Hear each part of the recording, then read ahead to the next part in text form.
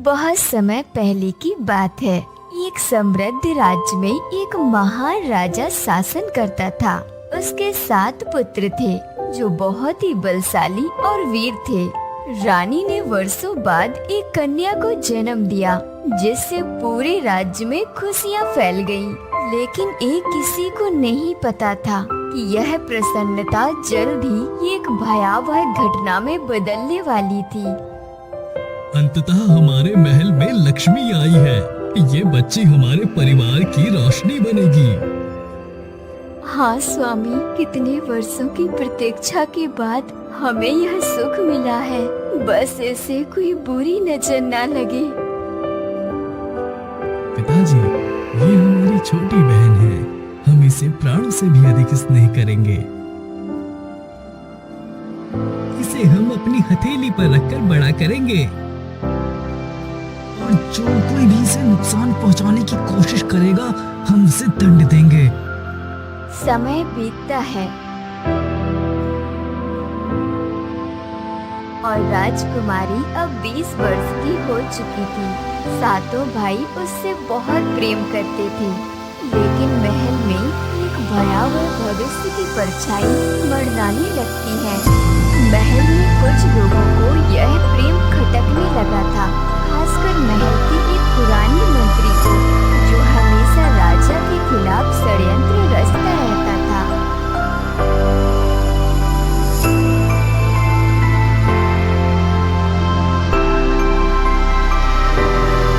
महाराज, आपकी बेटी अपशक्नी है। उसके जन्म के बाद राज्य में कई कठिनाइयां आई हैं। यदि इसे जीवित रखा गया तो ये पूरे राज्य के लिए विनाशकारी होगा। क्या कह रहे हो मंत्री? मेरी पुत्री मेरी आंखों का तारा है। वो मेरे लिए शुभ है। महाराज, ये केवल मेरा मत नहीं है, राज्य के कई नागरिक भी यही मानते हैं। जब से ये राजकुमारी जन्मी है, तब से राज्य में सूखा पड़ने लगा, बीमारियां फैलने लगी। क्या ये सत्य हो सकता है? महाराज, आप भी इस अंधविश्वास में पड़ रहे हैं।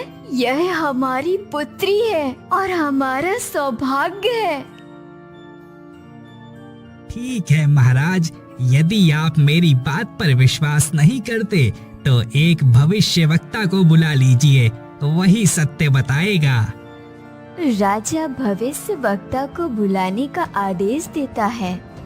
इस निर्णय से 7 राजकुमार चिंतित हो गए। उन्हें एक डर था कि कहीं यह सब उनकी प्रिय बहन के लिए खतरा न बन जाए। हमें इस मंत्री पर भरोसा नहीं है। ये कोई षड्यंत्र रच रहा है। हाँ, हमें अपनी बहन की रक्षा करनी होगी। कुछ ही दिनों में एक प्रसिद्ध भविष्यवक्ता को महल में बुलाया गया। दरबार में राजा, रानी, 7 राजकुमार और अन्य दरबारी उपस्थित थे। महल का वातावरण गंभीर था। महाराज, मैं आपकी पुत्री की जन्मपत्री का अध्ययन कर चुका हूँ। तो बताइए, क्या मेरी पुत्री के जन्म से राज्य पर कोई संकट आया है? महाराज, मैं ये कहते हुए दुखी हूँ कि आपकी पुत्री के भाग्य में भयंकर विनाश लिखा है। यदि ये जीवित रही तो 7 वर्षों के भीतर आपके 7 पुत्रों का अंत निश्चित है। महल में सन्नाटा छा जाता है। सभी दरबारी और सैनिक एक दूसरे को देखने लगते हैं और 7 राजकुमार भी स्तब्ध रह जाते हैं। यह असंभव है। हमारी बेटी इतनी मासूम है, फिर यह कैसी भविष्यवाणी है? ये एक छलावा है। हम अपनी बहन को कुछ नहीं होने देंगे। महाराज, अब तो स्वयं भविष्यवक्ता ने भी कह दिया, यदि आपने जल्द कोई निर्णय नहीं लिया तो राज्य में संकट आ जाएगा। लेकिन मैं अपनी बेटी को कैसे त्याग सकता हूँ? महाराज, निर्णय आपको लेना होगा। या तो राज्य की रक्षा करें या अपनी पुत्री को जीवित रखें और अपने 7 पुत्रों को खोने के लिए तैयार रहें। राजा असमंजस में पड़ गया। वह अपनी पुत्री से बहुत प्रेम करता था, लेकिन राज्य और पुत्रों की रक्षा भी आवश्यक थी। सातों भाई भी इस अन्याय को सहन नहीं कर पा रहे थे। हम इसे स्वीकार नहीं करेंगे। हमारी बहन पर कोई आंच नहीं आने देंगे। यदि कोई हमारी बहन को नुकसान पहुंचाने की सोचेगा तो पहले उसे हमसे टकराना होगा। महाराज, यदि आप मेरी सलाह माने तो इस कन्या को जंगल में छोड़ दीजिए। नहीं, मैं अपनी बेटी को त्याग नहीं सकती। लेकिन राज्य का भी तो विचार करना होगा। राजा का मन विचलित हो चुका था। राजा पूरी रात सो नहीं सका। वह एक द्वंद्व में था। एक तरफ उसका राज्य और पुत्र थे और दूसरी तरफ उसकी नवजात पुत्री। अगले दिन दरबार में सभा बुलाई गई। मैं अपनी पुत्री को त्यागने का निर्णय नहीं ले सकता। महाराज, यदि आप कठोर निर्णय नहीं ले सकते तो राज्य के विनाश के लिए तैयार रहें। महाराज, कृपया ऐसा मत कीजिए। हमारी बेटी निर्दोष है। हम अपनी बहन को जंगल में नहीं छोड़ेंगे। लेकिन मैं अपने सातों पुत्रों को खोने का साहस भी नहीं कर सकता। राजा की असमंजस भरी स्थिति का लाभ मंत्री ने उठाया। उसने दरबार में यह घोषणा करवाई कि राज्य की भलाई के लिए राजकुमारी को महल से दूर भेजा जाएगा। यदि हमारी बहन को महल से निकाला गया तो हम भी उसके साथ जाएंगे। नहीं, मैं अपने पुत्रों को नहीं खो सकता। तो फिर निर्णय स्पष्ट है, या तो हम सब रहेंगे या कोई नहीं रहेगा। सातों राजकुमार का प्रेम देखकर महल के लोग भी विचलित हो गए। लेकिन मंत्री ने राजा को समझाया कि यदि राजकुमारी जीवित रही तो भविष्यवाणी सत्य हो सकती है। मैं इसे मरते हुए नहीं देख सकता। इसे जंगल में छोड़ दिया जाए। महाराज, यह अन्याय है। लेकिन राजा को राज्य की चिंता थी। उसने आदेश दे दिया कि राजकुमारी को महल से दूर भेज दिया जाए। यदि ऐसा हुआ तो हम अपनी बहन को अकेले नहीं छोड़ेंगे। हाँ, हम सब भी महल छोड़कर चले जाएंगे। राजा के आदेश के बाद महल में सन्नाटा छा गया। रानी विलाप कर रही थी और सातों राजकुमार क्रोध और दुख में थे। लेकिन राजा मजबूर था।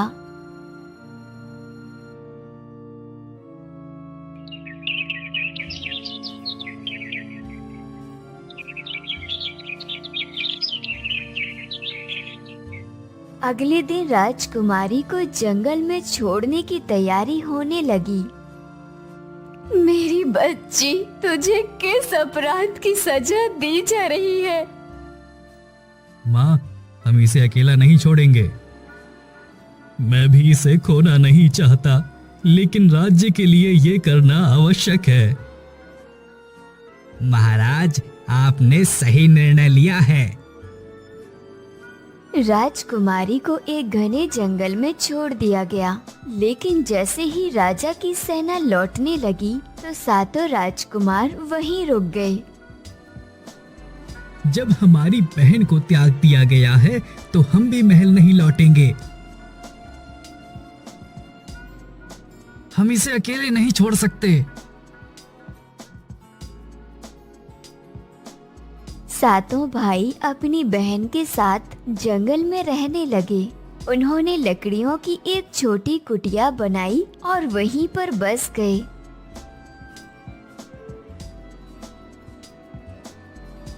वे अपनी बहन के लिए शिकार करते और भोजन जुटाते तथा उसकी रक्षा करते। ऐसे ही समय बीतने लगा और राजकुमारी धीरे धीरे बड़ी होने लगी। लेकिन इस जंगल में कुछ भयावह रहस्य छिपे थे जिनका सामना उन्हें जल्दी करना था। जंगल के एक घने पेड़ के बीच सातों भाई अपनी बहन के साथ बस गए थे। दिन गुजरते गए। और राजकुमारी अब समझदार और सुंदर युवती बन गई। सातों भाई उसकी देखभाल में कोई कमी नहीं छोड़ते थे। एक दिन जब सभी भाई भोजन की तलाश में गए हुए थे तो राजकुमारी कुटिया के बाहर थी। तभी अचानक पेड़ों के पीछे से एक रहस्यमय वृद्धा प्रकट हुई। बेटी, तुम कौन हो और इस सुनसान जंगल में अकेली क्यों हो? मैं अकेली नहीं हूँ माँ जी, मेरे साथ मेरे 7 भाई रहते हैं। अच्छा, लेकिन क्या तुम जानती हो कि यह जंगल कितना खतरनाक है? यहाँ अजीब अजीब घटनाएं होती हैं। कैसी घटनाएं माँ जी? यहाँ एक श्रापित झील है। जो भी उस झील का पानी पीता है वह भयंकर राक्षस बन जाता है। राजकुमारी इस बात को सुनकर चिंतित हो गई। वह अपने भाइयों को यह चेतावनी देना चाहती थी, लेकिन उसे क्या पता था कि अब बहुत देर हो चुकी है। जंगल में सातों भाई अलग अलग दिशा में पानी और भोजन की तलाश कर रहे थे।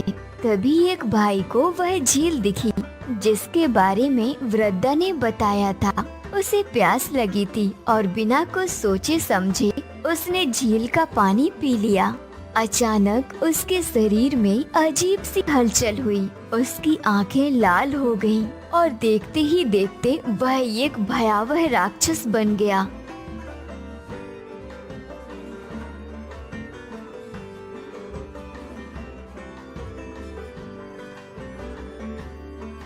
भाई, तुम्हें क्या हो गया?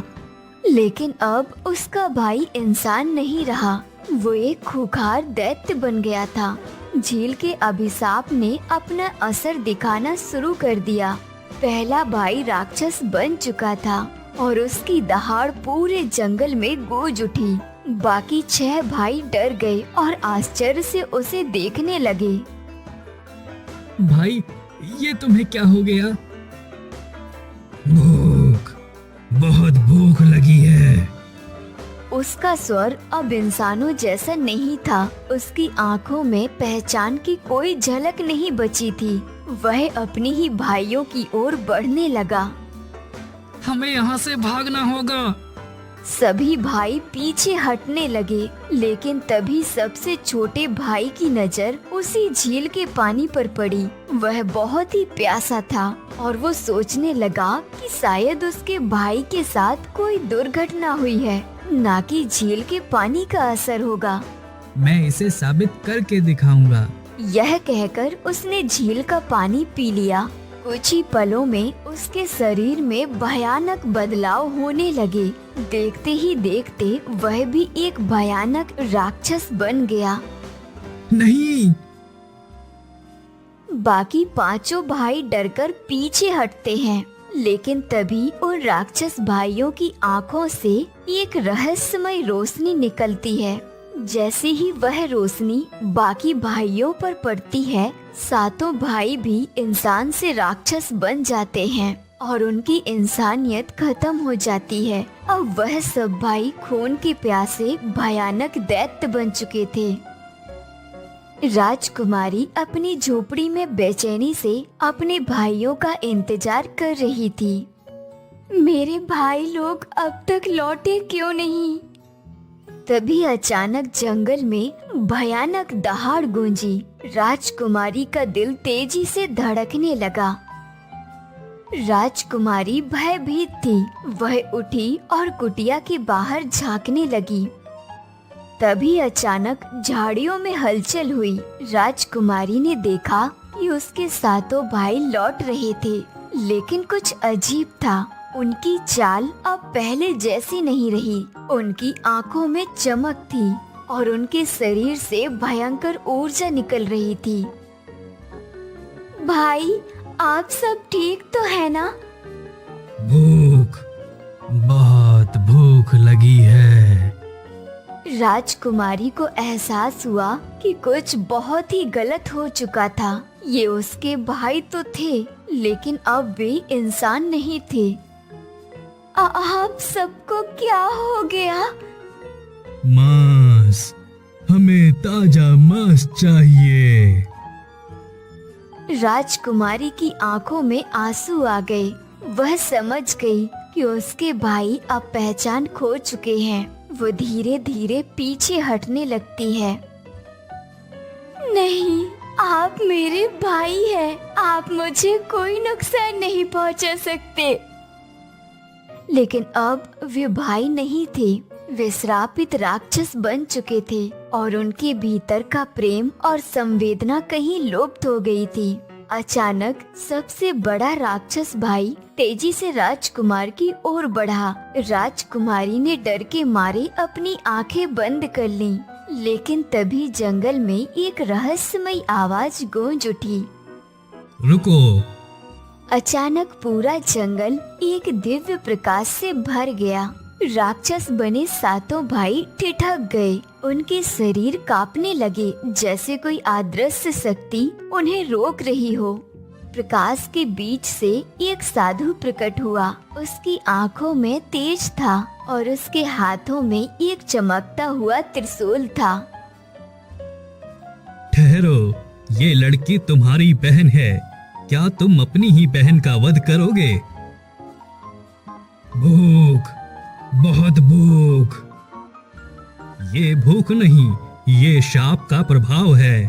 तुम सब इस अभिशप्त झील का जल पी चुके हो और अब राक्षस बन गए हो।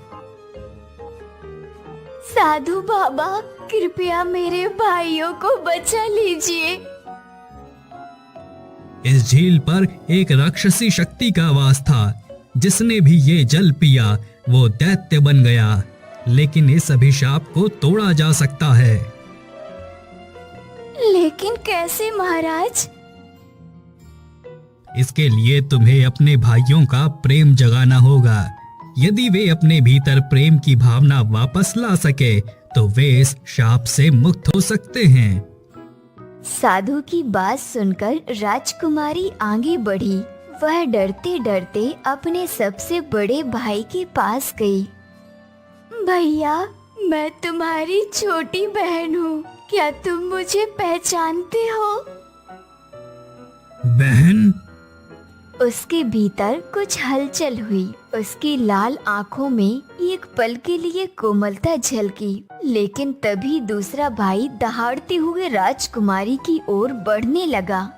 साधु ने तुरंत मंत्र पढ़ना शुरू कर दिया और त्रिशूल से एक दिव्य प्रकाश निकाला। प्रेम की शक्ति को मत भूलो। अब सब कुछ राजकुमारी के हाथ में था। साधु का दिव्य प्रकाश चारों ओर फैल चुका था। लेकिन सातों भाई अब भी राक्षसों के रूप में खड़े थे। उनकी आंखों में लाल चमक थी, लेकिन उनके भीतर कहीं न कहीं इंसानियत की एक किरण बाकी थी। भाई, क्या आप मुझे भूल चुके हैं? सबसे बड़े भाई की आंखों में एक पल के लिए हलचल हुई। उसकी लाल आंखों में एक क्षण के लिए प्रेम झलका, लेकिन फिर उसके भीतर का राक्षस उसे और अधिक काबू करने लगा। मैं कौन हूँ? तुम इस अभिशाप से तभी मुक्त हो सकते हो जब तुम अपने भीतर की दानवता को त्याग दो। हम राक्षस हैं, हमें सिर्फ मांस चाहिए। इतना कहकर वह राजकुमारी की ओर बढ़ने लगा, लेकिन राजकुमारी बिना डरे वहीं खड़ी रही। नहीं, आप मेरे भाई हैं। अचानक एक चमत्कार हुआ। जैसे ही राजकुमारी ने अपने दूसरे भाई को छुआ तो उसका शरीर कांपने लगा। उसकी लाल आँखों का रंग बदलने लगा और कुछ ही देर में वह अपने पुराने रूप में लौट आया। मैं वापस आ गया। यह देख बाकी भाई क्रोधित हो गए, लेकिन साधु ने अपने त्रिशूल से जमीन पर प्रहार किया, जिससे चारों ओर दिव्य प्रकाश फैल गया। देखो, प्रेम ही सबसे बड़ी शक्ति है। भाइयों, कृपया मेरे पास आइए। ये कह करके राजकुमारी अपने भाइयों को छूने लगी। जैसे जैसे वही उन्हें छूती वैसे वैसे उनका श्राप कम होता। अंत में सातों भाई अपने मूल रूप में लौट आए। वे अब पहले जैसे राजकुमार थे, कोमल हृदय और अपनी बहन से बहुत प्रेम करने वाले। बहन, हमें माफ कर दो। कोई बात नहीं भाई, अब हम सब साथ हैं। लेकिन तभी साधु ने ये गंभीर स्वर में कहा, ये झील अभी भी अभिशप्त है। यदि इसे नष्ट नहीं किया गया तो ये फिर से किसी और को शापित कर देगी। साधु ने अपनी शक्तियों से झील का पानी सुखा दिया और अब वह अभिशाप हमेशा के लिए समाप्त हो गया। अब सातों भाई और राजकुमारी अपने राज्य लौटे, जहां उनका स्वागत हुआ। लेकिन इस घटना ने उन्हें जीवन भर के लिए एक सीख दी कि प्रेम से बड़ा कोई अस्त्र नहीं और परिवार से बड़ा कोई धन नहीं।